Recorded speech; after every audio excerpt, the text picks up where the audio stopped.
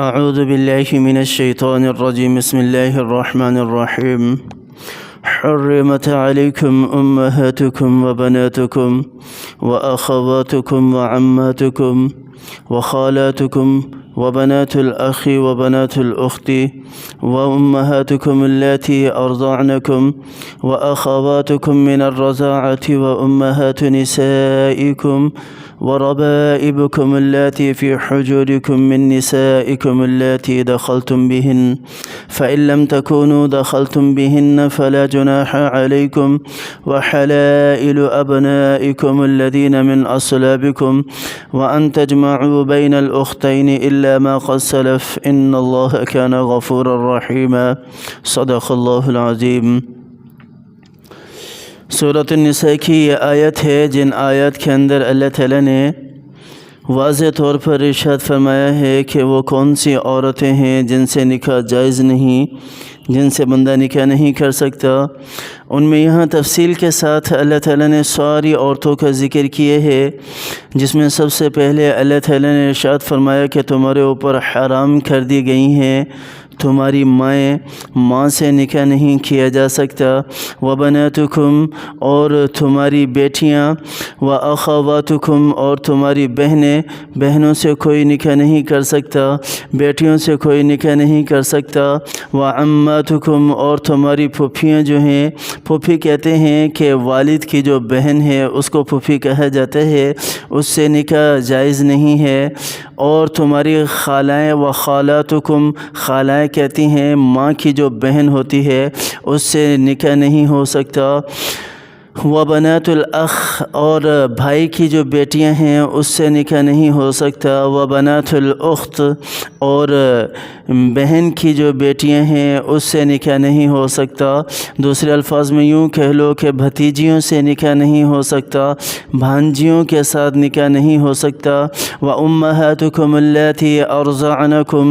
اور وہ مائیں جنہوں نے تم کو دودھ پلایا ہے ان سے نکاح نہیں ہو سکتا، وَأَخَوَاتُكُمْ مِنَ الرَّضَاعَةِ اور وہ بہنیں جو دودھ پینے کی وجہ سے تمہاری بہنیں بنی ہیں ان سے نکاح نہیں ہو سکتا، جس کو رضائی بہن کہا جاتا ہے۔ رضائی بہن یہ ہے کہ کسی بچے کو کسی دوسری عورت نے دودھ پلایا ہو اور اس دوسری عورت، مانے نہیں دوسری عورت نے، اور اس دوسری عورت کی اگر بیٹی ہے تو وہ رضائی بہن کہلاتی ہے، تو وہ رضائی بہن سے بھی نکاح نہیں کر سکتا، جائز نہیں ہے اس کے لیے۔ وَأُمَّهَاتُ نِسَائِكُمْ وَأُمَّهَاتُ نِسَائِكُمْ اور تمہاری بیویوں کی مائیں، یعنی جو ساس کہلاتی ہے، وَأُمَّهَاتُ نِسَائِكُمْ جو بیوی ہے، جو اہلیہ ہے، زوجہ ہے، اس کی جو ماں ہے اس سے نکاح جائز نہیں ہے۔ وَرَبَائِبُكُمُ اللَّاتِي فِي حُجُورِكُمْ اور تمہاری بیویوں کی بیٹیاں جو کہ تمہاری پرورش میں رہتی ہیں، فی حجورکم من نسائکم اللاتی دخلتم بہن اور جن کے ساتھ تم نے کیا کیا ہے، دخول کیا ہے، یعنی ہم بستری کر لی ہو۔ فَإِن لَمْ تَكُونُوا دَخَلْتُمْ بِهِنَّ فَلَا جُنَاحَ عَلَيْكُمْ اگر تم نے ہم بستری نہیں کی، طلاق دے دی، تو ایسی صورت میں پھر اس کی بیٹی سے نکاح کر سکتے ہیں، پھر کوئی حرج نہیں ہے۔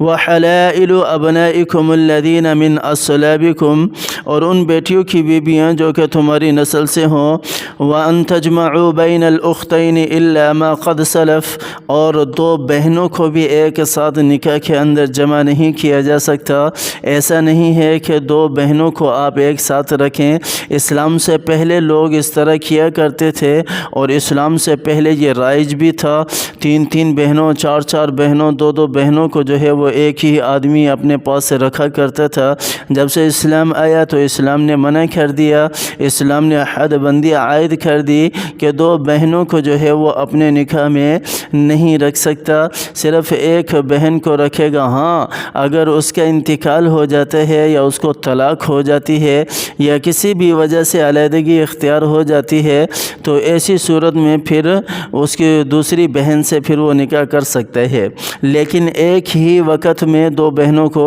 نہیں رکھ سکتا۔ ان اللہ کان غفور الرحیم یہاں آخر میں میرے اللہ نے ذکر کیا کہ بے شک اللہ تعالیٰ معاف فرمانے والا مہربان ہے۔ یہ ان لوگوں کے لیے ہے جو اسلام سے پہلے ان افعال کے اندر مبتلا رہ چکے تھے۔ اسلام لانے کے بعد اگر کوئی اس طرح کرتا ہے تو پھر اس کے اوپر حد بندی ہوگی، شریعت کی طرف سے جو بھی حد اس کے اوپر حدود اس کے اوپر رکھی گئی ہیں وہ حدود اس کے اوپر لاگو ہوں گی۔ لیکن اسلام لانے سے پہلے اگر اس طرح کا کوئی عمل کر چکا ہے تو پھر اسلام لانے کے بعد اللہ تعالیٰ فرما رہے ہیں کہ وہ سارے کے سارے گناہ اس کے معاف کر دیے جاتے ہیں، سارے کے سارے گناہ اس کے بخش دیے جاتے ہیں، ان گناہوں پر اس کی کسی قسم کی بھی پکڑ نہیں ہوگی۔ مدت رضاعت کا بھی اس میں تھوڑا سا ذکر کر دیں کہ مدت رضاعت کیا ہے۔ ائمہ کا اس کے اندر اختلاف بھی رہا ہے کہ کتنی مرتبہ دودھ پینے سے جو ہے وہ حرمت ثابت ہوتی ہے۔ بعض تو کہتے ہیں کہ تعداد معین نہیں ہے، دودھ پیتے ہی حرمت ثابت ہو جائے گی۔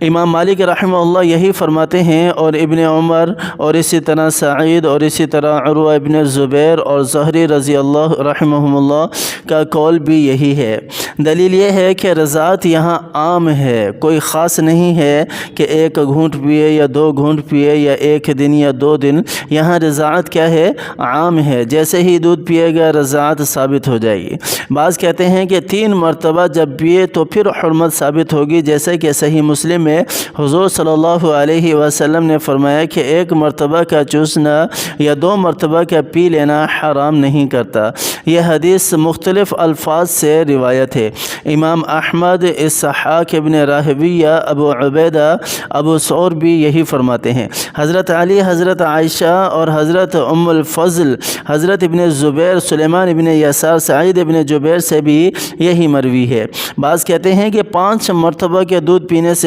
حرمت ثابت ہوگی، اس سے کم میں نہیں ہوگی۔ ان کی دلیل صحیح مسلم کی روایت ہے جس میں حضرت عائشہ رضی اللہ تعالی عنہ فرماتی ہیں کہ پہلے قرآن کے 10 مرتبہ کے دودھ پلانے پر حرمت کا حکم اترا تھا، پھر وہ منسوخ ہو کر 5 مرتبہ رہ گیا۔ حضور صلی اللہ علیہ وسلم کے فوت ہونے تک وہ قرآن میں پڑھا جاتا رہا۔ دوسری دلیل سہلہ ابن سہیل کی روایت ہے کہ ان کو رسول اللہ صلی اللہ علیہ وسلم نے حکم دیا کہ حضرت سالم کو جو حضرت ابو حذیفہ کے مولا تھے کو 5 مرتبہ دودھ پلا دیں۔ حضرت عائشہ صدیقہ رضی اللہ عنہا اسی حدیث کے مطابق جو عورت کسی کا آنا جانا پسند کرتی اسے یہی حکم دیتی تھی کہ 5 مرتبہ اس کو دودھ پلا دیتے تاکہ وہ اس کے ساتھ جو ہے وہ محرم کے اندر شمار ہو جاتی، جن کے ساتھ نکاح کرنا حرام ہے تو پھر آنا جانے میں کوئی مسئلہ نہیں رہتا تھا۔ 5 مرتبہ دودھ پینا معتبر ہے۔ یہ بھی یاد رہے کہ جمہور کا مذہب یہ ہے کہ رضاعت دودھ چھٹنے سے پہلے یعنی 2 سال کے اندر کی عمر میں ہو۔ عمر کا بھی لحاظ ہے، 2 سال کے اندر کی عمر میں ہو۔ اس کا مفصل بیان جو ہے وہ آگے جو صورت آ رہی ہے رضاعت والی انشاءاللہ اس میں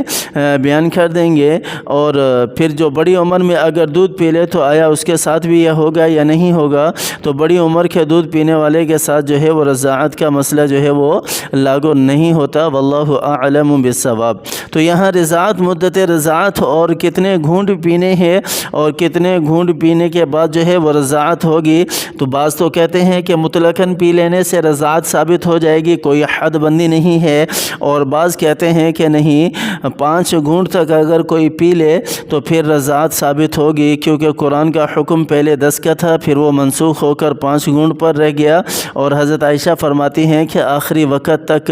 یہی حکم رہا۔ پھر انہوں نے ایک عمل بھی ذکر کیا ہے کہ جس کا گھر میں آنے جانا وہ چاہتے تھے لگا رہے تو اس طرح کا عمل کیا کرتے تھے، پھر وہ محرم ہو جاتے تھے، محرم ہونے کی صورت میں پھر وہ گھر میں آ بھی سکتا تھا اور جا بھی سکتا تھا۔ بہرحال جمہور کا جو مذہب ہے اسی کو اپنایا جائے، واللہ اعلم بالصواب، اللہ تعالیٰ کی ذات بہتر جانتی ہے۔